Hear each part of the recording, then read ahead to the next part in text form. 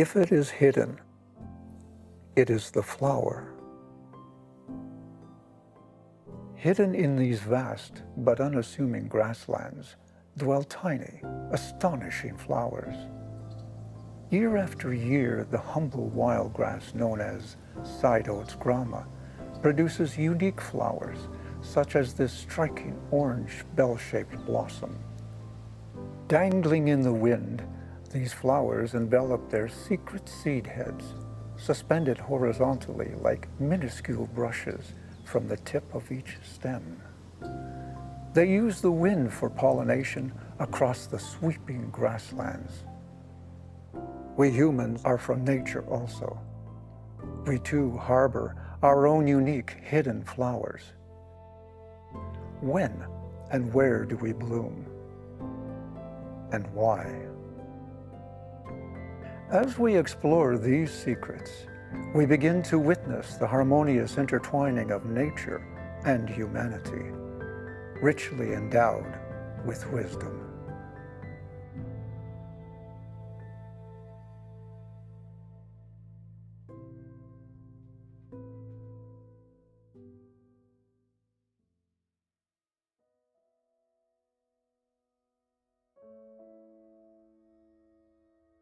So one of my aspirations is to promote the role of art and creativity in problem solving so that we can imagine what's possible and make a difference in the world. Accordingly, I have been teaching the course called Social Artistry Through Co-Creation at SFU Continuing Studies. Zeomi, the original practitioner of Japanese no theater in the 14th century, cryptically said, "It is hidden, it is flower." This was in his book on drama called Kadensho, in English, The Flowering Spirit. He sees the flower as vital. But why is he so interested in this metaphor? Did he see some resonance between the way flowers propagate and the way we nurture meaningful relationship with our surroundings? Through this film, we hope to explore this link, as it may reveal some key to human flourishing. And in teaching my co-creation course, I pursue the same goals. So it's the CCS, the Continuing Studies Group. Okay, our Continuing Studies Group is a little bit of magic that happened when we met at the SFU class that Keiko was holding. And for some reason, a few of us started to go out after the class. And then one day, I think we were out for coffee, and it was 2 hours after class that we were talking. And it wasn't just about art or what we were hoping to do. I think we were just finding out about each other. It's a group of people, I think above 50, 55. And they have life experience, and are interested in creating, opening art in their own lives and share it with others. And I think we are all looking for a space where we can explore our own identities to some extent, and also to look at various forms of artistic creation that we're involved in and how we can support each other. We have creative ways of looking at how to how to share it with different people and get ideas from different people. I just find it interestingly stimulating. And part of what I think is so great about it is I feel like there's a diversity of people in terms of backgrounds and perspectives. It gives an opportunity to all of us to learn something. Stories are what motivate me. And so I loved being in a classroom full of many people who had a similar kind of story of wanting to recapture their creativity on some level that they may have had earlier or that they may have gotten distracted from. And that was one of the takeaways from the class that I found was really powerful. We continue being ourselves, and the freedom and the ideas and the sharing, and I really enjoy it, and it helps us in our own way how to decide things. It happens to me, so I hope for the rest of the group too, and I think so because they are very enthusiastic. And with your support, that's the most important.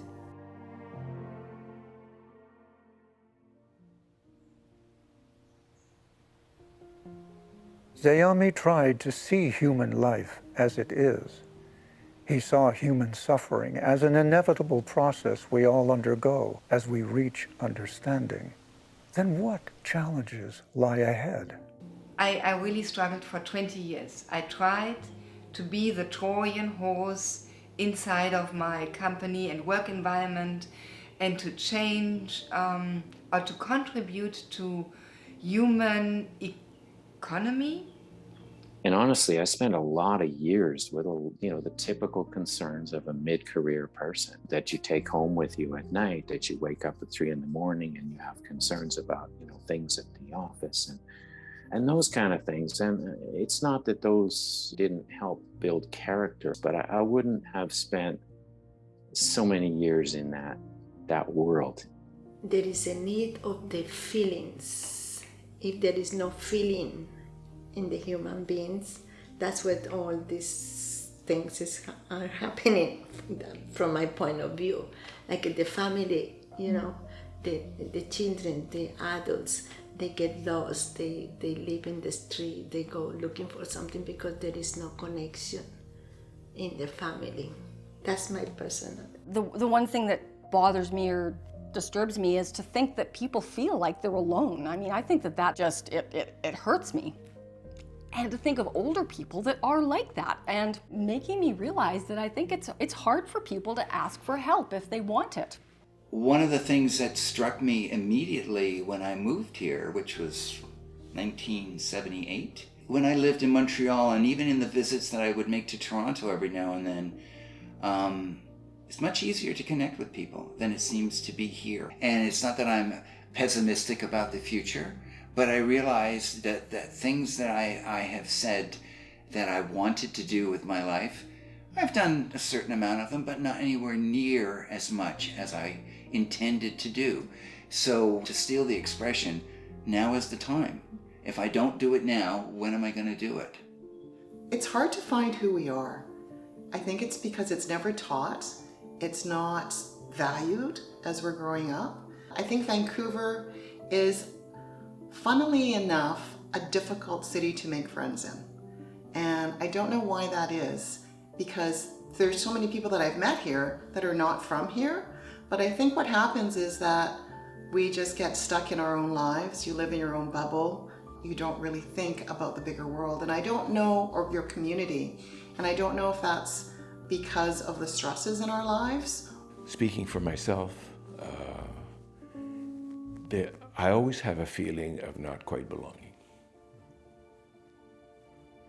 I didn't belong in West Africa. I look very different than everybody else. I didn't really belong in Quebec. I didn't really belong in South America.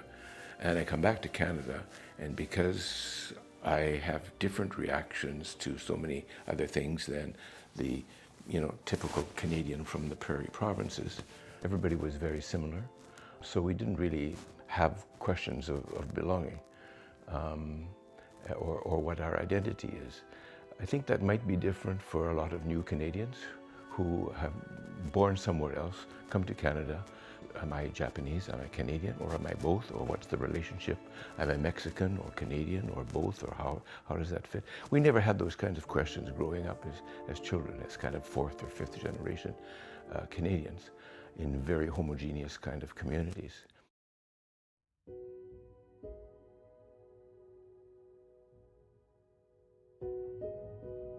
Mezalashki means novelty, implying that the flower is something new. We are then adding new stories to the human repertoire as part of flourishing, akin to the joy we feel from contemplating a flower.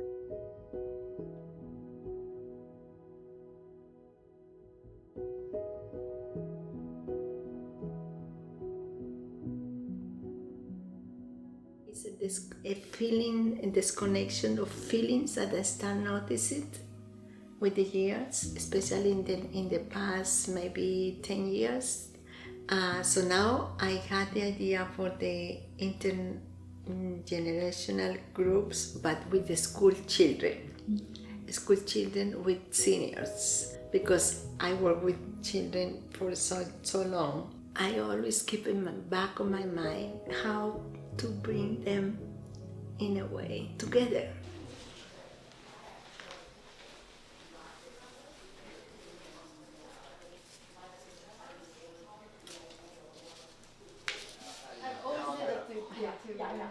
When I took the course with Keiko and with the artistry, I saw the course and the meaning of the course, because I have been completely deep in my work of creativity and arts. I always like art besides other things, and with the children.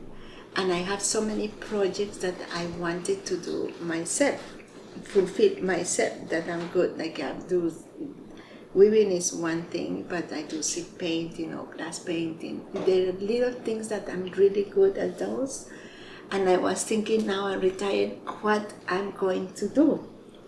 So when I saw the course, I said, I have to clarify, my mind and see what is my purpose, working with children more, no, working for me, what I have, and things that I haven't been able to do myself. So it came up, this paper weaving, because it's easier, it's not difficult. You can do straight lines if you like, straight lines, okay. Or you can make weaving lines, and then after you have this, then you choose your papers to weave. So you can do anything, because you will be surprised when you finish all the shapes that you make. You see how it comes, all the like this.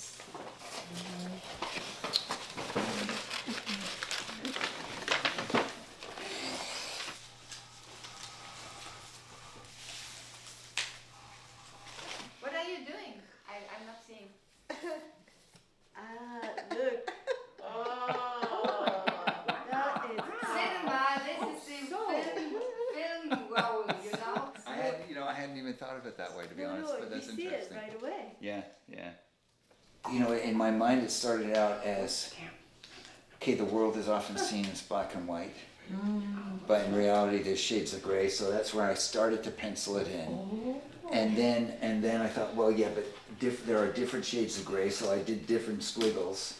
And then it was like, oh, and how many people really live their lives according to the recognition that life is full of gray?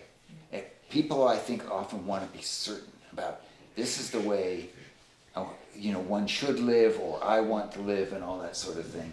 And so I only put a few people in there. Amazing. I just wanted to make it organic and three-dimensional, if I could.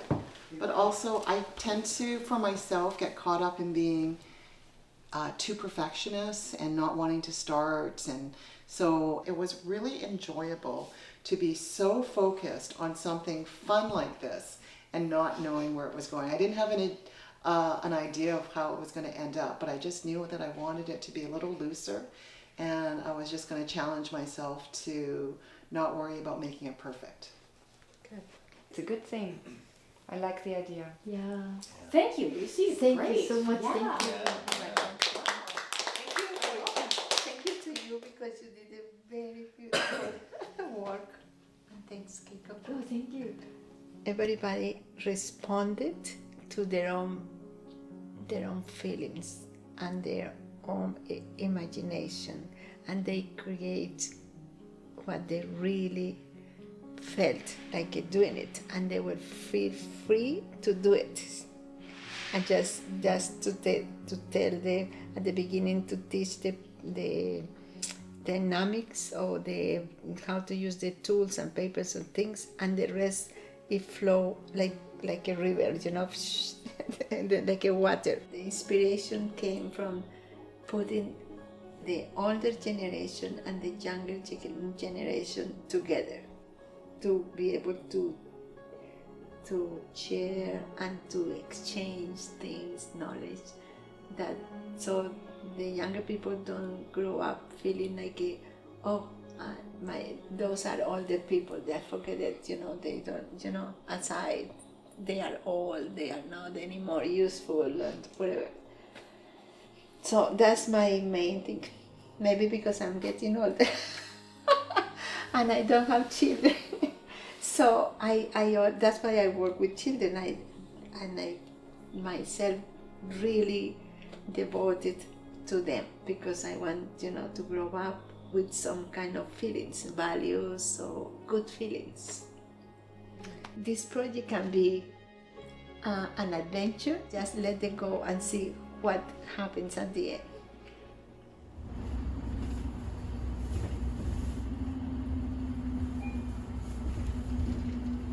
Next stop.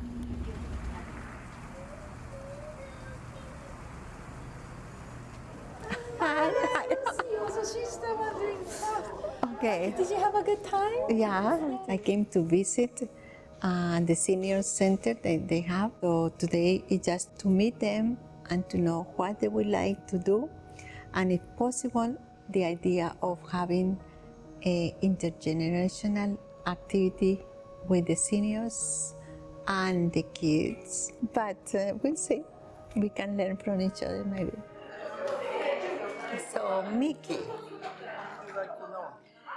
Well, I work with school children for 21 years, and I retired last year. Yeah. So mainly it was in arts for after school programs. So I'm trying to put together a project with a community center who has seniors program. So what you would like to teach kids or seniors? Because it's not like I want to teach, I want to put them together. Oh yeah. Because That's organizing because with a project or something. well, because I noticed during the last years of my job, I noticed that children, young people are there, seniors are there. Like people forget about seniors, It's like, and children do technology and blah, blah, all this. So now seniors have so much to give. My grandson, he's like 15 now. He's older. But he knows more about politics, what's going on in the world, more than his father. And father has the best. You see, But you know why though? there's a connection. No, this is making them do it. But, Because senior will be surprised how much they know. yeah, but what about the feelings? I felt as a senior, we don't know enough about modern technology. And that's a drag for the seniors. I think it's not maybe it's not that's my point. That's not the parents. It's the technology that is becoming in the middle. So the gap separated. Yeah, but I am asking, who should learn this? Should the kids teach you, or should seniors step up and learn themselves? No, I think everybody should be able to learn, but not in a massive way, like not all the time in the phones, but to have a balance between feelings and technology, human contact. Well, that's important. You should never let go of the human contact and feel. That's more important, actually. Yeah. But I'm finding more and more, if you want to work with a younger generation, seniors that is, you must have this and you gotta know as much as they know. Otherwise, they are way ahead of the game. And the senior because you'll be surprised how much they know, because they can all look it up. And I don't think we know everything. We don't. They know more than us. But the teenagers. We don't recognize that as seniors. We don't recognize it because it never has been like that. But it is true though right now. So The senior must step up. Yeah, but what about using that as a tool? Yeah, as a tool, and then use your memory, your brain to develop the knowledge, to think, to create, and then have this as a tool for communication or for learning news, but not to depend on this. I'm learning that it isn't a memory nowadays. If you know how to get at a question through this machine, you're way ahead of the game than what you got in memory. Because this has more memory power than we could ever put together here already. And I know that now. And we have to recognize that as such. So I said, there is no difference between smart person. You have to and balance. Yes. Because if someday this doesn't work, what are you going to do? No, if this doesn't work, whole economy, whole thing will stop. If you know how to utilize this, smart guy is not really smart because guy can get answer from here anytime, same answer he can get. For the younger generation to be advancing, it's a different world. I say they have, I'm sure younger people are really thinking, what are you going to do? You know, everything becomes so easy, advanced. Human is not really good for not much of anything. I know, but you know, younger people are going to be very dependent on this, and they cannot think. So then another problem comes up, and then you're going to Google, and no battery in your phone, and you're stuck, and then you cannot do anything because you don't know how to solve the problem. I think fundamental should be taught. You see? Fundamental. And I always think, what is, for myself, what is the most important thing that seniors should teach younger generation? Yeah. It's a fundamental. It's a natural thing. Yes, that's This right. thing has to be taught. Yeah. Because if anything happens, that's the way you have to go. Kind of, as I mentioned, I always have been thinking how we can bring community together, meaning this multi-ethnic community together. Not only multi-ethnic, even within Japanese community, even maybe with your ethnic group community, not everybody getting along. You probably have a similar problem. Every, I say, ethnic group have the same problem. New generation coming, old generation has been here, sometimes can't get along together, but they're from the same country. That is, I think, not really a big problem, but we could do better. And that's where I want to work in, so that this within the ethnic group, you are really community, really in community. It's easy to say, but all of us have independent ideas. We all come from different backgrounds. Some people are rich to begin with, some people are very poor. So idea does not always come together. That's kind of what I see. Maybe I could do something. That's why I'm here, to do something. Okay, thank you so much. Thank you for your time and your ideas. Idea what? Come dance with me, right? I don't know. We'll see. We'll see. Thank you. Okay. Have a nice day. You too. Okay, bye. Yeah, he has a very good point. So, Yeah, he knows the community very well. yeah. Pen, can I?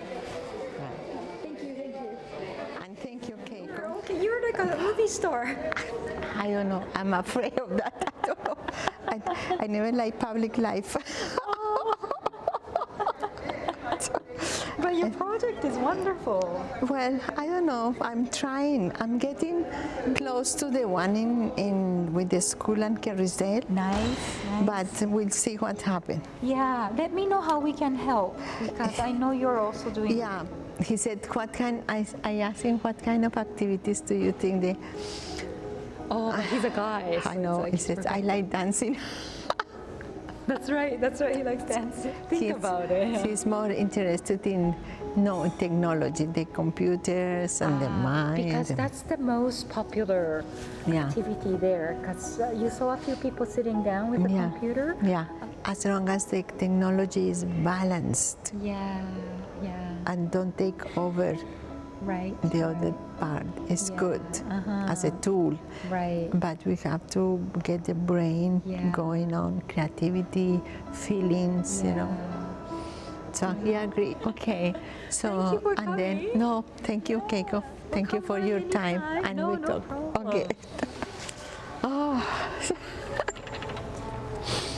this is.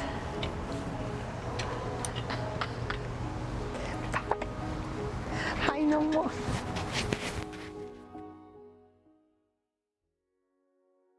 Lucy, I have good news. Okay.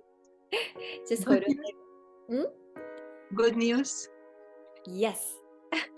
So last night, we had Cherry Community Center board meeting. The motion to support your intergenerational art engagement starting October has been passed. Yeah. Thank you, Keiko. Thank you so much. Thank you. So happy. Oh my goodness, I really appreciate it. This is all you, Lucy. Without your passion, your dedication, this wouldn't happen. Moment that I met you through class and you expressed your intergenerational connections that you like to, forge. This is something that I also very much care about too. Coming from my own culture, I raised by my grandmother, and this is something that I so embrace. Oh, Keiko, that would be so nice. Oh, that would be good if it goes well. Maybe we can continue next year. If I don't, maybe someone else can continue. But it's just a seed, to plant a seed.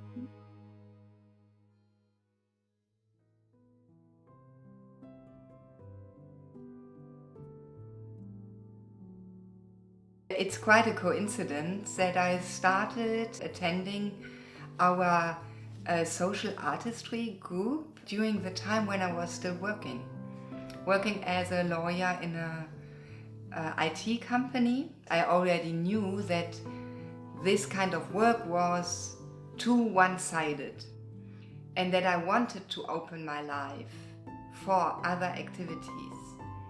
And during our last session, last week of this course, after having been 15 years with my company, I quit. There were certain trigger points, but they motivated me to say, okay, it's now the time for me to go. We have only so much time. And so it is so important to start with a group that can afford the time, making the time for it. And then we can find and identify projects to integrate in daily life. Somebody has an idea. It does not yet have colors in all areas, but there is a pencil line here, a pencil line here. And this is already so interesting, this process now. Mm-hmm. How can we listen to each other to help an idea getting into form? So maybe just to summarize, or to reflect, who recalls the question of this exercise? Does it to do with ourselves in the world and our bubble or something like that? Mm-hmm. Or who surrounds us? Who are you communicate with, or who are you talking with? Exactly. How are you related to others? Yeah. John, can you just help us to recall what you painted? For me, what I got from the question, from Keiko's question, was question of identity. I said, what is your identity? I'm in kind of an unusual spot. I was born here, but I don't feel that I belong here. Oh yeah, I remember you talked about other people have come from other places and developed a sense of belonging here. And I feel I don't belong here. I didn't know what to draw. So all of a sudden I just drew two circles.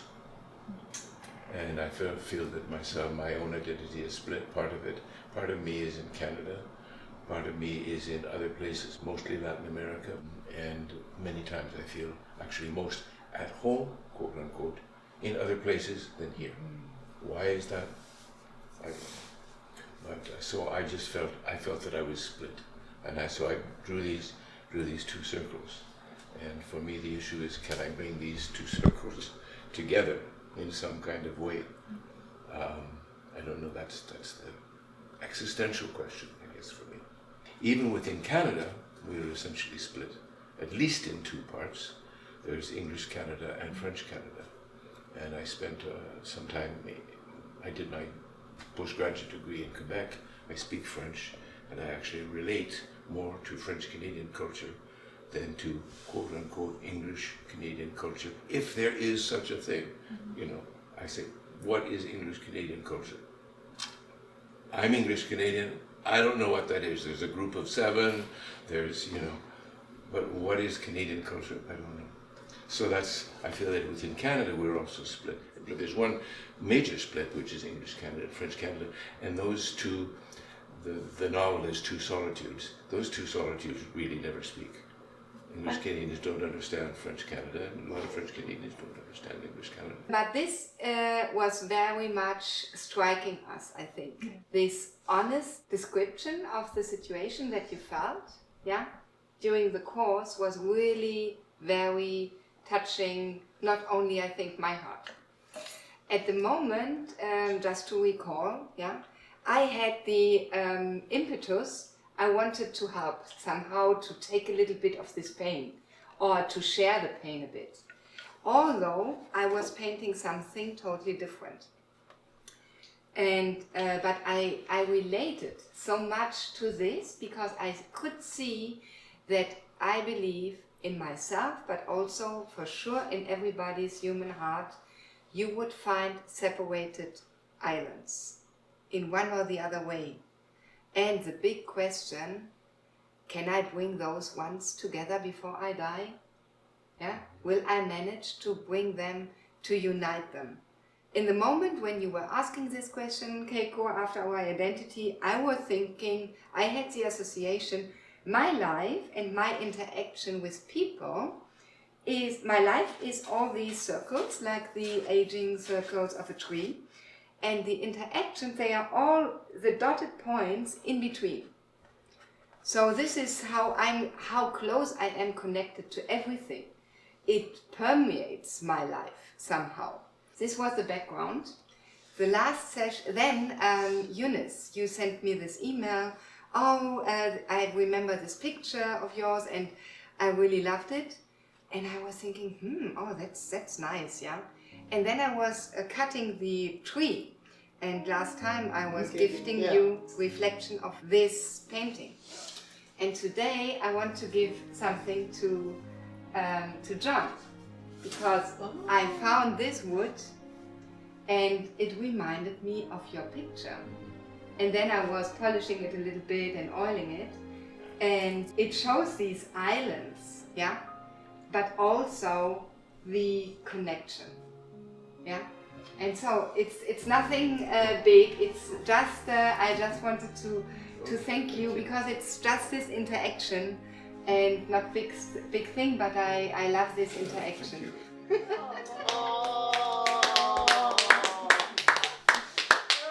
What I wanted, in fact, to discuss briefly today is the overall theme or the overall objective of our group. Yes, yeah. Do you have a plan or do you hope for a certain learning process? I'm observing as a member. You know, it's not like if one person leading, then won't be a co-creation. What are the things that we are actually subconsciously practicing that are really important element, the dimension of co-creation. So yeah, I'm really keenly observing that. The charting evolution.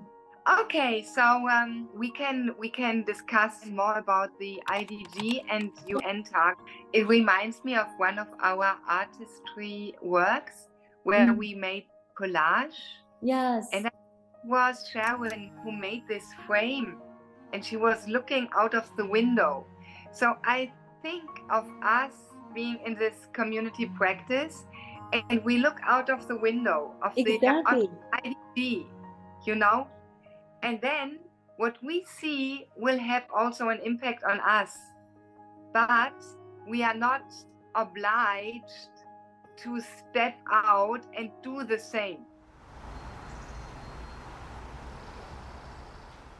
I wanted to start with you in the small round, only in our dialogue, with my background, why I'm doing this and why I do find this interesting. I feel that within the documentary of our community, of our practice, I have also my own development.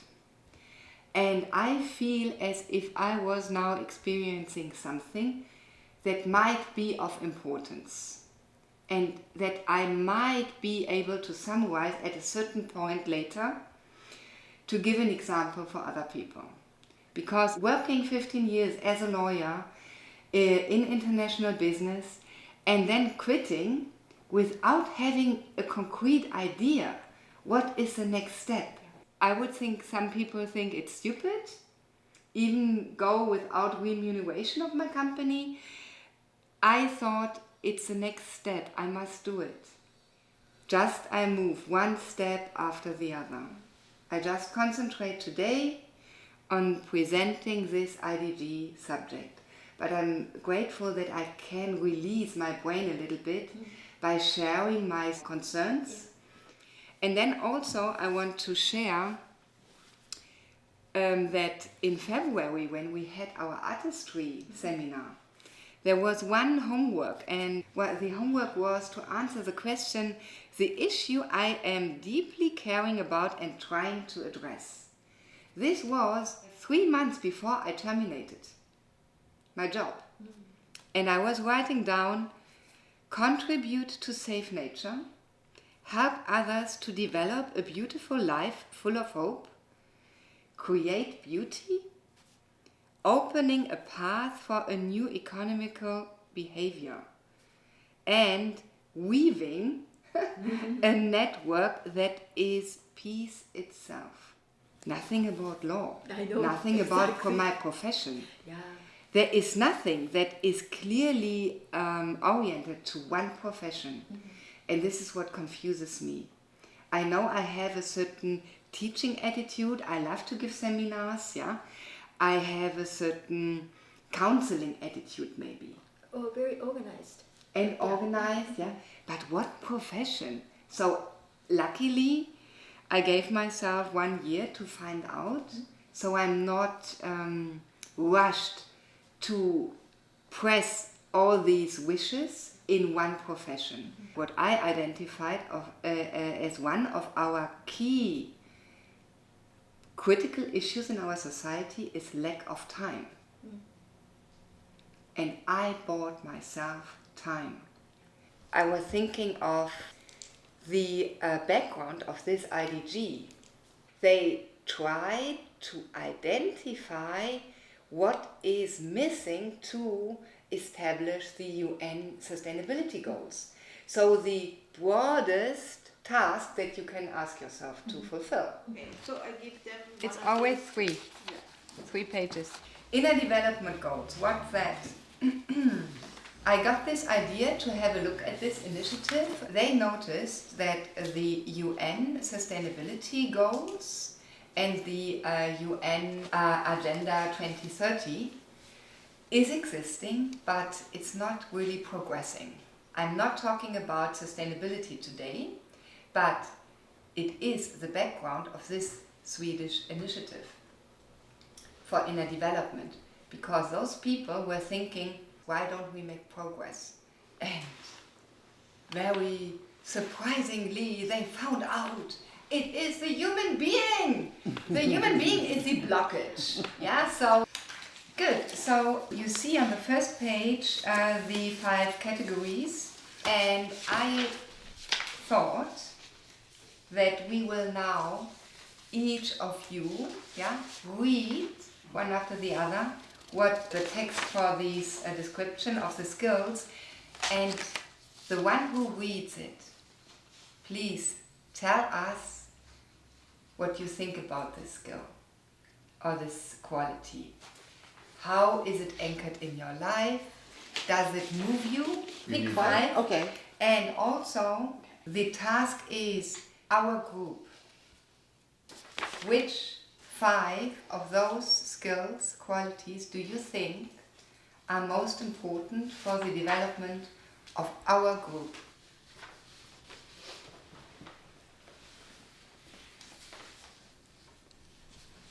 Good. I would now like you to share your number 1 skill and quality. What is yours, Keiko? Sense making. Sense making is your number 1. Why? It is probably the most crucial skills to me, actually, as it is about finding beauty in a mundane place and finding meaning. I thought for me, the number one thing that I think to get any group moving or successfully is long-term orientation and visioning. Mm-hmm. I think it's a goal. It's working towards a goal together, and you're building a community. You have a sense of what you're doing. I picked connectedness because I think if we sit in our own little isolated world, what are we going to solve? What are we going to create? What are we going to, what meaning is there? For me, number 1 was presence. Creativity, in my idea, comes only through the being presence. You cannot create with your thinking about past or future. It's just when you are in the presence, it will go through you, and it will help lots of other things be solved. Last week, I was feeling kind of loneliness. So it is what you talked about. You are isolated in island. It's you, inner you, and you have just reflection of yourself, nothing else. You are not, it's kind of, it's, so it can be sometime connecting to the feelings, make something. One of the things that struck me most in our presentations on the last day was Robert. At one point he said, "We write our pain." And I put up my hand and I said, "Yeah, and we also paint our pain." And he went, "Oh, really?" My top one of all was the critical thinking. My reason for that is if our goal as a group and as a society and even as a species is sustainability, is to survive. So I'm really curious to see what we will create and how we will define these intermediate milestones. I'm really astonished what is already creating in this moment.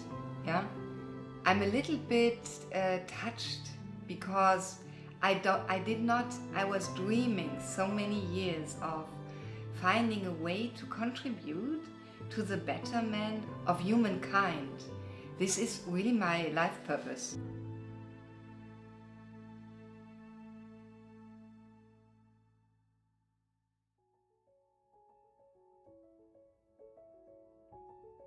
The whole the process of talking about it with other people, sort of thinking that I was going to do it about, the topic I landed up doing about it was death, because I was like, oh my God, that's going to be like a morbid topic. Is that going to be, but the whole fact that, I discussed it and actually brought it up with people and discovered that I guess it was the feedback that I got, that it was like, that's good. And then I would go away and I would think about it and I would sort of do a little bit of research online about it, try to decide, even once I sort of picked a topic, I didn't know what direction I was going to go with it. But again, it was the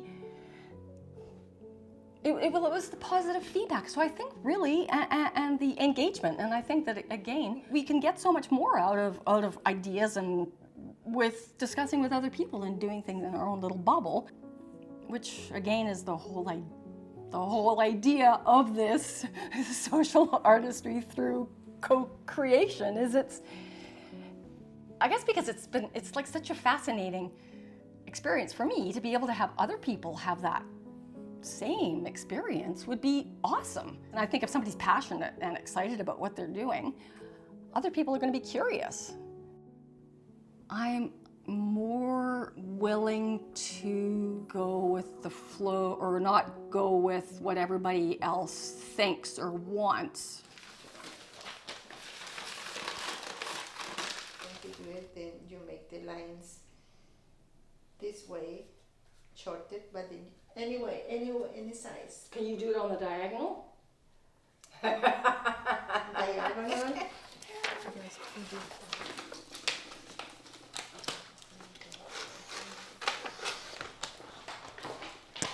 Perfectionist. You break the rules. She always breaks. Yeah. I think Sifi is that type. Yeah. Can I do it diagonal? Yes. Now you're combining it. It's more than okay. That's perfect. I like it. Next. Well, okay. Is this way or Let's see.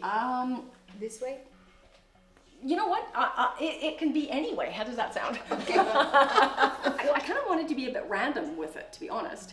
And then sort of, because life, you have to if you can't go with the flow, and you don't know how things are going to turn out, you can't predict. I just thought I would sort of do that the same way. But then I couldn't help it, want to have some sort of balance. But, yeah, so that's just kind of my... life is who knows what. I love that you break the rules. You combine the all cuts direction, which no one thought that we could at that moment. It's amazing. Well, yeah, I guess I'm a little rebellious-ish. Yeah. I don't like doing things the way everybody else does, so I guess. Well done. As long as you are happy. A trend, I guess, in life. I like the word random weaving, the randomness of it. Yeah. Like, as I say, I'm going to bring it again back to the group that we've got. And I think probably just because I feel so comfortable with everybody that, I've discovered that how comfortable I can feel within myself and what I've learned about myself, I guess discover that I can be sort of more inspired by things than I might have thought before. The one thing that bothers me or disturbs me is to think that people feel like they're alone. I mean, I think that's...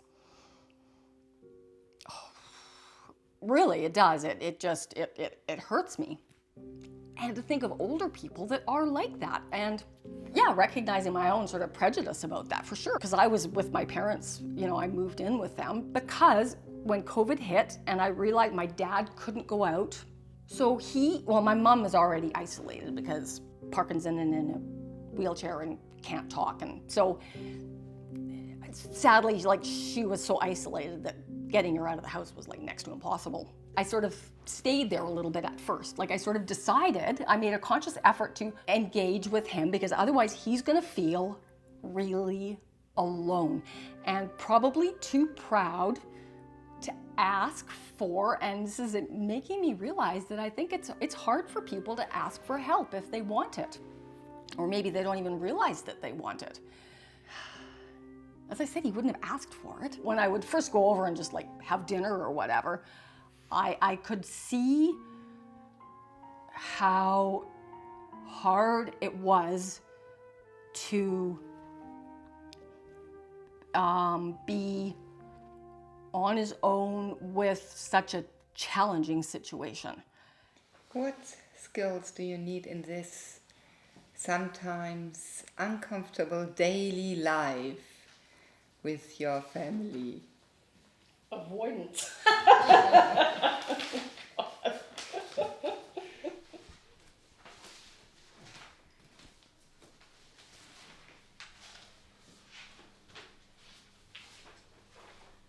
Does anybody feel comfortable to share her number one? Alison. It's funny that this is hard for me to talk about. I wasn't expecting it.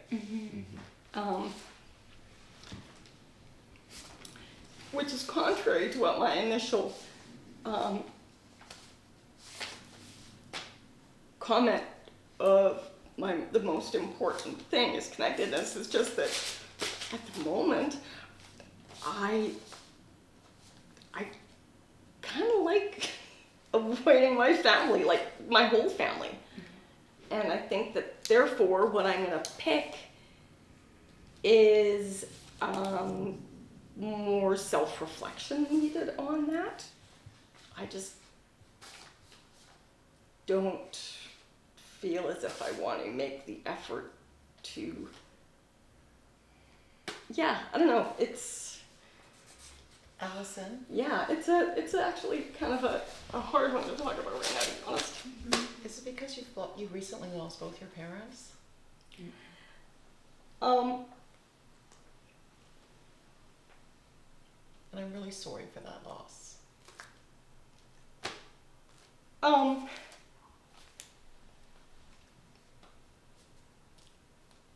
Maybe it's because it's kind of brought it more to the forefront than I think that I realized.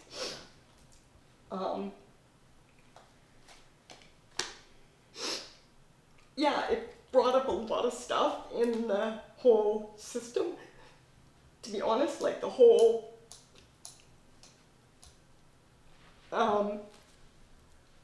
it was a very challenging situation, and I think I'm still trying to make sense of it and heal from it, and I haven't quite figured out how to move forward with it. And I think maybe it's almost easier for me to keep myself Just cry. perspective You on don't it. have to chat with us. Yes, just let it out. But I don't like, it's, oh, whew, wow. Yeah, wow. I even have their dates written on my arm here when they died, because I still want that connection. And maybe that's why I chose connectedness, because Yeah, it makes sense. That was a big open up. That was good. You did that. Yeah. Okay, we are here for that. Thanks, Ella. This was so uplifting. We're here for you, Allison. Yeah. Thank you for your courage. I think the whole relationship to self is what I need to work on the most to be able to. And I think I felt that we have a good environment here. We have already articulated that we have this safe space, and I feel that we have this attitude. So I really believe that this is the kind of conversation that is already in a development. We are not only talking about inner development. It is already happening. Well, I wasn't expecting that, but thank you for. Yeah. We're here for that. Yes. Yeah, we are here for that, aren't we? Thanks.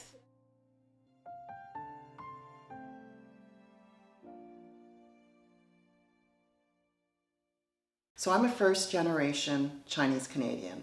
My parents came here separately after World War II and then met when they were in high school. But they came after a period of Asian exclusion and a lot of racism. My mom wanted us to learn English. She wanted us to be very Canadian so we wouldn't face the racism that they did growing up.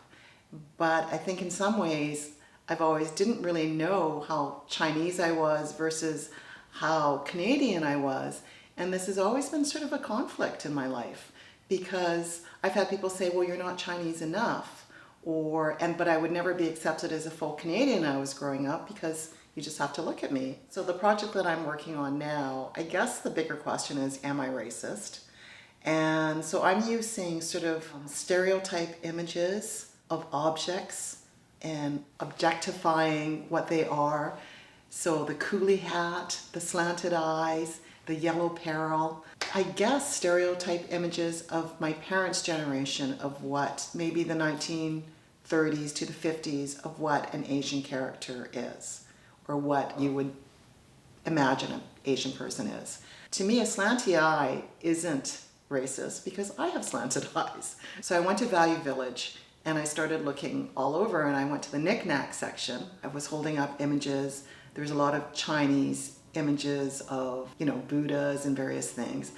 And I thought, that's not quite what I want. Then I picked up a knick-knack of just a Western sort of style knick-knack, and I thought, well, that's interesting. I wonder what would happen if I painted slanted eyes on him and maybe made his skin yellow. And then I've had a couple of people say, but you need to paint their hair black. And I said, but it's not a representation.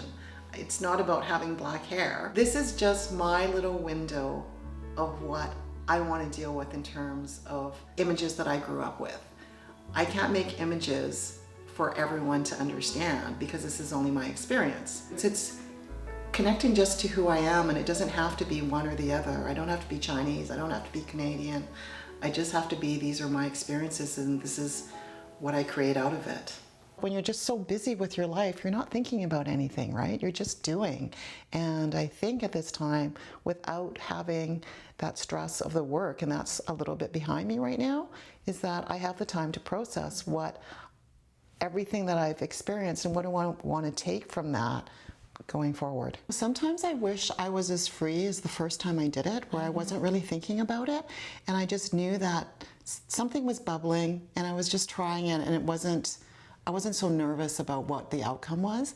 And now every time I think about it, because there's two pieces that I've been looking at, the working title is Yellow Peril right now, and because I always think of the title first, I'm just stuck on it. I've started it 100 times, not 100 times, but I think, no, this is too one note. This is not where I'm going. This is too cartoony. So I've erased it, I've washed it off, and I've done that. So then I'm starting to think, am I holding myself back from overthinking about what I'm doing? And then I have 2 other plates that I haven't started yet because I keep on staring at them. And I have this idea and I go, no, it's not good enough, no. So I think I'm doing that by worrying what it's supposed to be now. In order to create inclusive environment, art serves that purposes, creating ambiguous space. I like what you say about ambiguous space because I think that any piece of art that I've looked at or has resonated with me is because it stirred something in me that I wasn't quite sure what it was. There was no right or wrong with it. It just had a feeling. I want there to be some humor in it too. Yes. And I want it to be, I don't want it to be a lecture. I want it to be, well, of course, thought-provoking, but yeah, I just want it to be something that you just do a double take. What did I just see? Or what is this saying? What am I thinking when I saw this? And then maybe go from there.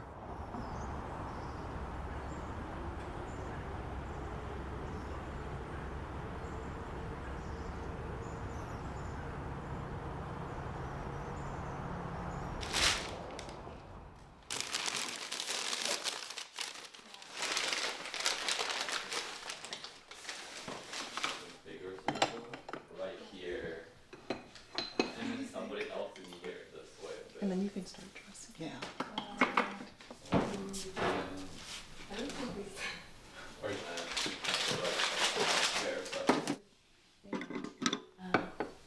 Do you have any blankets for the rocks?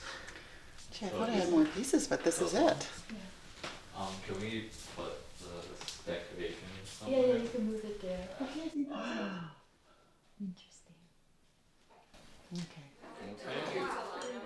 Like this.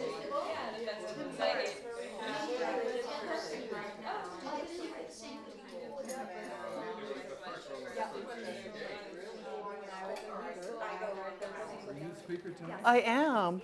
Well, that's good. I didn't get a blurb. You didn't get a blurb? But that's okay. But the topic is?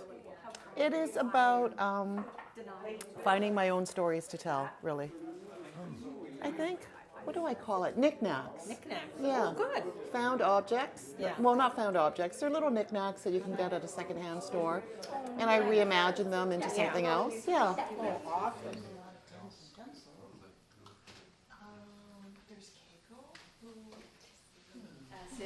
But good evening, everyone.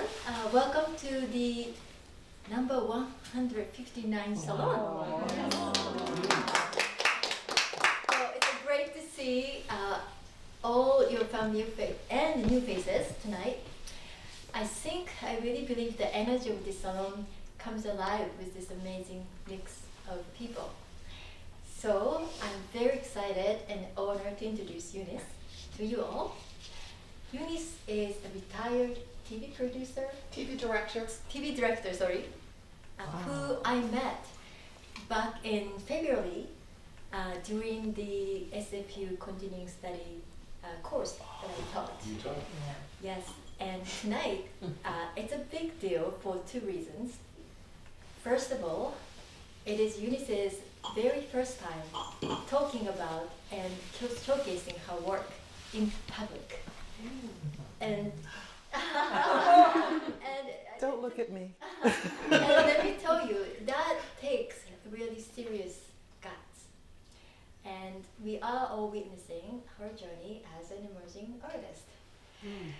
Secondly, I won't spoil the surprises, but Eunice's work made me question who I am on a deeper level. It's not about what we are, but who we are. It's really thought-provoking topics tonight, I didn't anticipate. So after her presentation, I'm counting on all of you to bring the heat during the lively discussions. Eunice, it's your time to shine, so take it away. Thank you so much, everyone, for being here. And, thank you, Eunice. Oh, well, thank you, Keiko. I'm really honored to be here, and I want to thank everyone for coming out. It's a hot, sunny day, and I really appreciate you being here tonight.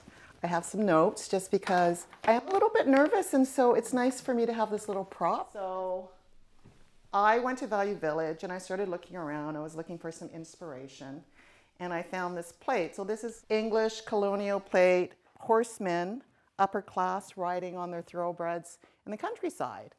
And I just started doodling on it with my marker pens. And I thought, well, the coolie hat and the queue, you know, the pigtail. And these are not negative images to me. My grandfather, my maternal grandfather, came here with a pigtail. And he used to work on a ship as a cook, and he used to stand there like this every time he cooked because he was so used to swaying at sea. The coolie hat is not negative to me. My mother used to wear it when she gardened and squatted in her front yard weeding. So these are not images to me that I feel like I should be ashamed of. I feel like they should be celebrated. Because we always see these Asian images as either the wise men or women in the silk robes. And you never see them in just everyday environments. And I never saw these images growing up. I never saw any positive people on screens or on magazines or anywhere as a reference. If I'm telling a story, what story am I going to tell? And I guess the story has to be me and my experience. And that's hard because you know, to tell a good story, there has to be some conflict, there has to be some struggle. And I think I've gone a little past my struggle now because my struggle was probably most of my years when I was denying that I had this side to me or not proud of it or ashamed of some negative cultural stereotypes about my ethnicity. So another line from my artist statement was when I was growing up, there wasn't a lot of inclusivity. It was ethnicity. If there's any comments or anything along the way, I would love to hear it. I had a comment a few minutes ago. Okay. I hope you won't be offended by this, but I think you're a revolutionary. You're bringing these things together. It's outstanding. It's wonderful. Thank you. And you could teach a course and invite other ethnicities to do maybe whatever they wish. That's actually a very interesting idea. Because I'm thinking as a gay person, yes. I'm so tired of seeing heterosexual couples everywhere. I also realize that shame comes down from generations too. Like if my parents didn't talk about it, it wasn't because they didn't want us to know. Maybe they felt ashamed or embarrassed that they had no power about certain things. I think my journey continues because this is a start of it, and being here and talking about it has been very difficult for me to put together. And originally when I came in and Keiko had the camera right there, I think when we first started our continuing studies meetings, I always thought, no, I always preferred being behind camera because I didn't ever want to prove or didn't know what I was saying was real. If it was sincere and if I wanted what I was thinking to be out there, it'd just be easier to, you know, be in the background and not have to worry about that.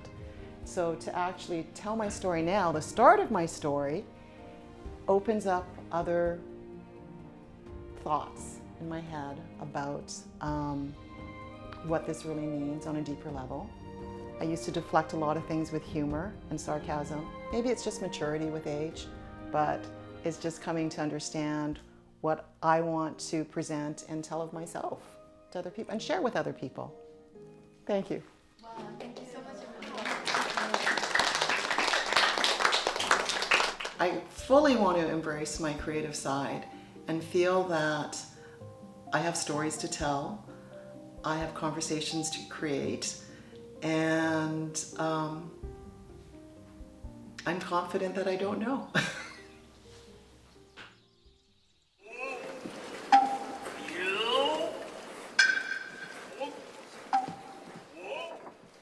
Picture this.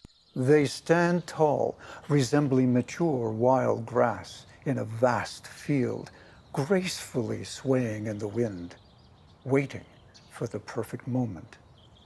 At first glance, they may appear bare or even decaying, but their actions catch the mind. If it is hidden, it is the flower. In blooming, timing is important, even though our petals may soon fall.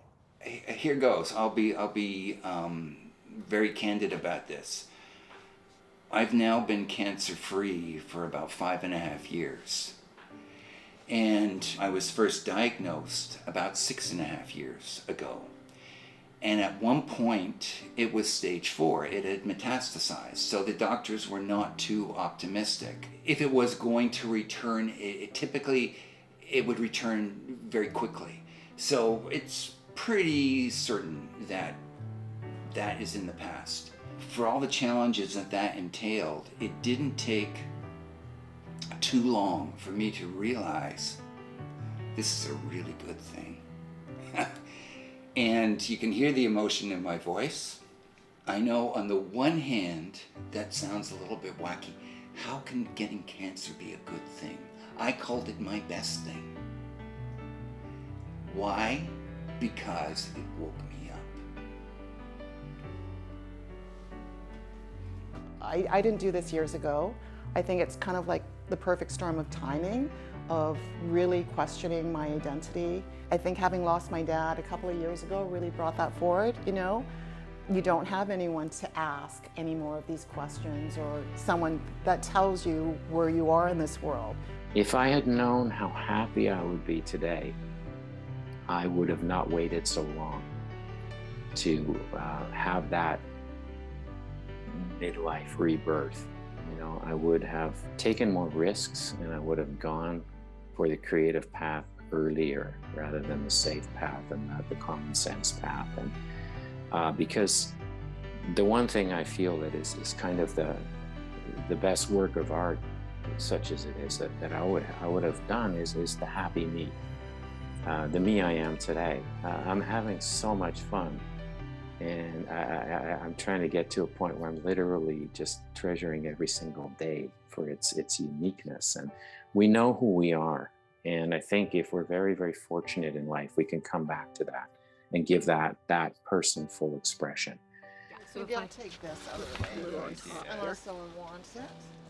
As nature directs the tempo, the eyes of the grass flowers shine. Creativity and art, I think art, and I think we've discussed it before, can be like so much. And because I happen to be inspired by art and creativity and sharing ideas with other people, it contributes to other areas of, well, my life. So I can't help but think it affects other people's life. I guess I'm gonna bring it back to like the art thing. Some people are more interested in art stuff, but I just think it's such a huge benefit to society. Look deeper. The roots remain, and the buds appear once more. I get naturally inspired by, well, stuff. And I've got this black paper, and I thought, well, why don't I like create something, and then actually when you open it, there are hidden flowers in there.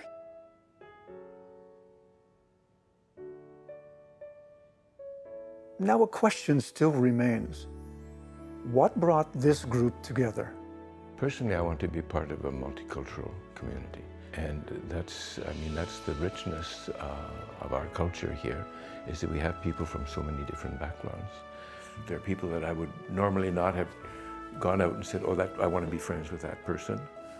But once you get to know people, even they come from very different backgrounds, very different interests in terms of art, very interests in terms of the course. You can relate to people. So the group has been very useful that way in terms of connecting people who wouldn't normally find a connection. You know. And we are looking forward to the next phase of this. Yeah. Thank you, Keiko, also for inspiring this from that conversation that we had. And then Allison is one of the classmates, and so is Keiko. I call it like fairy dust. Gold dust hit that classroom, and we continue to meet every last Thursday of each month just to talk and support each other. Yeah. And the thing is that we are always evolving, so where we end up is going to evolve too. I think that we all have to have our own little base, and it's hard to find. I think it's talking to people until you find that group that works for you. You never know until you talk to someone. But why bloom? But why flower? This is, by the way, with co-learning with youth. Develop to a person where people want to be near you, where they feel at ease, where they feel secure. And everybody can do this. This is my conviction. I'm only trying to be the best version of myself, but also to encourage old and young people, does not matter, yeah? To be that kind of person in your own community, in your own partnership, with your siblings, yeah? To do small things until up to the end that have a benefit for the next generation, beyond myself. My wish would be that all of us, younger generations and older generations, that we can work together towards our common goal, which is to save this planet and to be able to live here for the future. Help a younger generation coming up recognize that however they choose to express themselves is awesome. I think if I want to look at it individually of a younger person or a younger generation, don't feel isolated. And as I say, I think that's a theme I'm coming up with again. Don't feel isolated, don't feel like they're alone.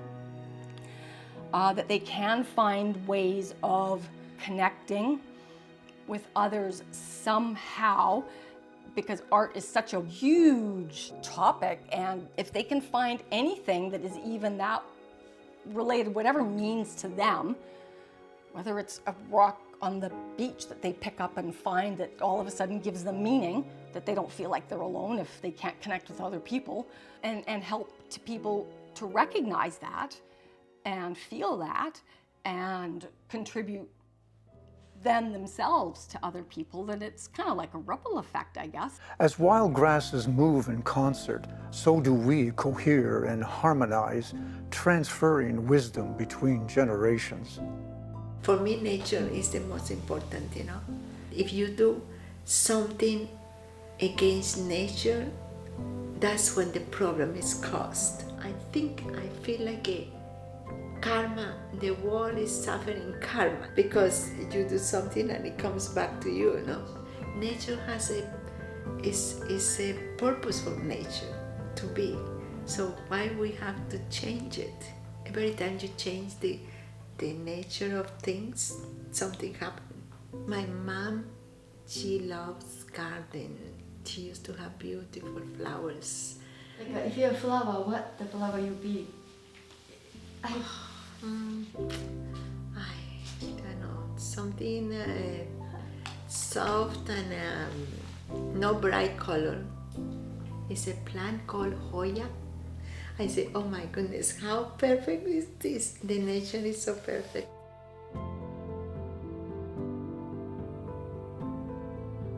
The wilting of the flower may surpass the flower itself. This very Japanese aesthetic arises from the fleeting nature of all things.